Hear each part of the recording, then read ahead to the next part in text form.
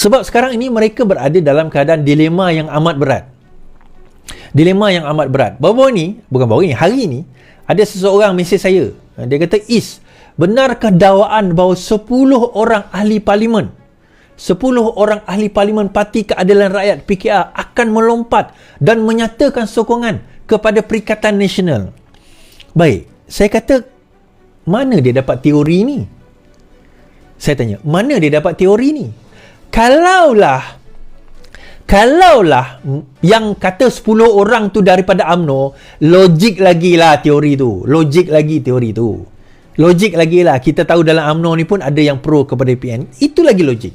Tapi 10 orang dalam PKR tiba-tiba nak sokong PN. Siapa? Kita fikir logik. Ni dia bukan cerita PH. Dia cerita Parti Keadilan Rakyat. Saya fikir-fikir siapa dalam parti. Semua MP dalam Parti Keadilan Rakyat ni saya kenal. Saya kenal secara personal. Rapat tak rapat tu cerita lain, tapi saya kenal mereka secara personal. Saya fikir-fikir siapa agaknya. Ni saya tahu itu mainan dia orang nak throw us off balance. Saya tahu dia orang saja nak rock our boat. Saya tahu rattle our cage. Saya tahu itu permainan dia orang. Saya tahu. Tapi saya terfikir logik je lah. Siapa? Okey, dia ada 2 kumpulan ahli parlimen di dalam Perikatan Nasional. Satu orang Islam, satu orang bukan Islam. Nah, orang bukan Islam di dalam Parti Keadilan Rakyat PKR, dia takkan sokong PN, tuan-tuan. Takkan sokong PN selagi mana ada PAS dekat situ. Selagi mana ada parti yang menunggang agama, yang merosakkan agama Islam, yang menjadi parti ajaran sesat, kita kata, maka di situ orang bukan Islam takkan memberi sokongan kepada Perikatan Nasional, apatah lagi nak pergi melompat, apatah lagi nak menyatakan sokongan. Nah, tinggal pula kumpulan mereka yang beragama Islam, yang Melayu dan beragama Islam. Ada tak juga yang tak Melayu, bukan Melayu tapi beragama Islamis? Dalam MP sekarang ni tak ada lah, tapi ada dalam Parti Keadilan ramai. So, adakah mereka akan menyatakan sokongan? Kita fikir logik satu. Kenapa?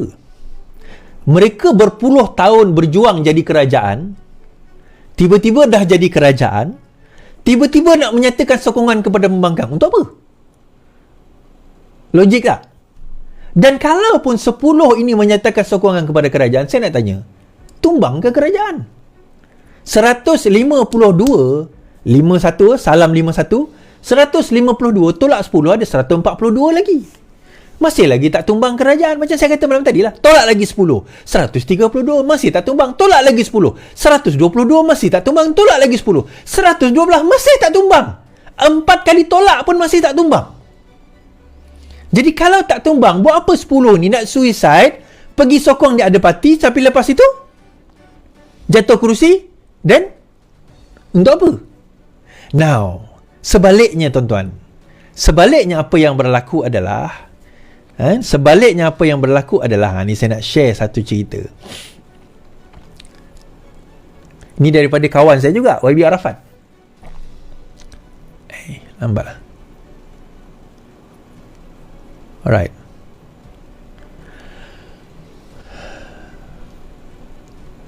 Tiga adun pembangkang sokong kerajaan PHBN di Perak.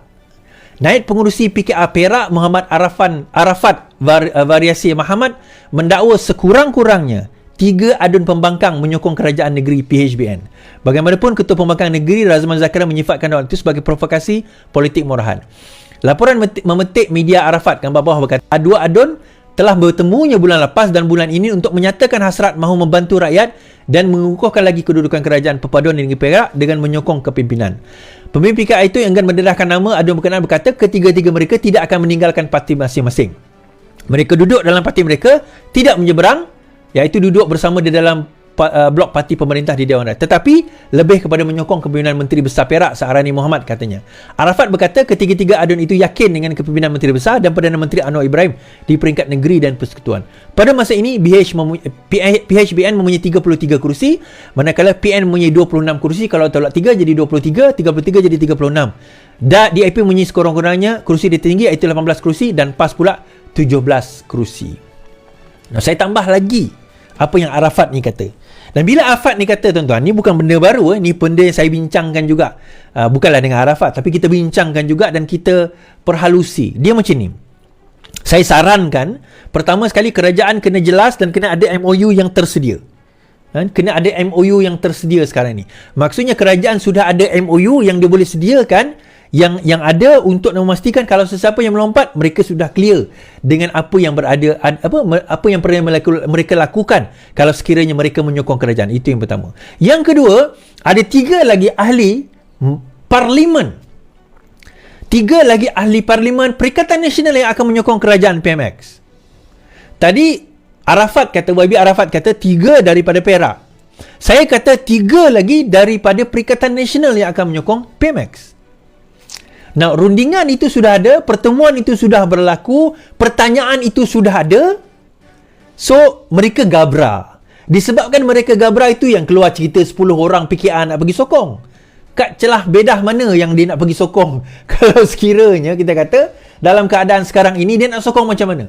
Tuan-tuan, tolong share dan juga tolong tap-tap love, boleh tak? Saya tak minta gift tak boleh nak bagi. Boleh tolong share tak, tuan-tuan? So, kalau kita tengok dalam keadaan senario sekarang ini, kita timbang di antara untung dan rugi, tuan-tuan. Untung dan rugi. Apa untungnya sokong Perikatan Nasional? Apa untungnya sokong Perikatan Nasional? Apa ruginya kalau keluar daripada kerajaan? Apa untungnya kalau sokong kerajaan dan apa ruginya kalau tidak menyatakan sokongan kepada Perikatan Nasional? Perkiraan sekarang ini adalah berdasarkan kepada jumlah itu. Kepada sokongan, jumlah sokongan. Adakah sokongan itu akan berlaku? Apa rugi? Apa untung aku sebagai individu? Diorang bertanya, untung ruginya bagaimana? Jadi kita balik kepada cerita tadi, 10 orang ni nak melompat ni macam mana Is? Tak ada. Tetapi 3 orang ahli Perikatan Nasional akan melompat. Saya kata itu 5, tuan-tuan. Tuan-tuan ingat tak yang saya cakap itu 5? Berapa orang yang melompat? 5 kan?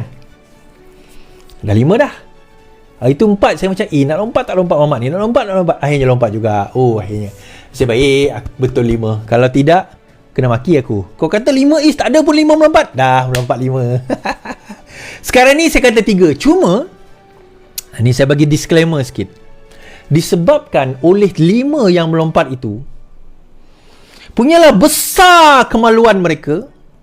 Mereka telah mengadakan temu rapat yang mereka cuba untuk memastikan supaya melompat itu tidak berlaku. Mereka tengah cuba sekarang ni untuk memastikan supaya lompat itu tidak berlaku. So, macam mana mereka nak memastikan supaya tak berlaku? Sekarang ini tak boleh nak kekang, tuan-tuan. Ahli parlimen bersatu, ramai yang dah tak yakin lagi dengan Muhyiddin Yassin. Bayangkan, dia boleh pergi announce Samsuri bakal jadi Perdana Menteri. Kenapa tak announce Azmin Ali? Kenapa tak announce Hamzah Zainuddin? Kenapa announce Samsuri? Kenapa? Kenapa announce orang di luar parti dia? Dan bila dia announce sebegitu, bukannya dia nak memenangi hati orang PAS, dia menyinggung hati orang PAS. Kenapa announce Samsuri? Kenapa tak announce Haji Hadi? Kenapa tak announce Tuan Ibrahim Tuan Man? Adakah naib presiden tu lebih tinggi kedudukan, padahal dia bukan ulama, dia bukan ustaz, daripada Tuan Ibrahim Tuan Man yang seorang ulama, seorang ustaz, lebih tinggi daripada Syekhul Islam Haji Hadi Awang? Muhyiddin Yassin boleh dengan sewenang-wenangnya pergi announce Samsuri yang bukan ustaz, bukan ulama, tiba-tiba bakal jadi Perdana Menteri.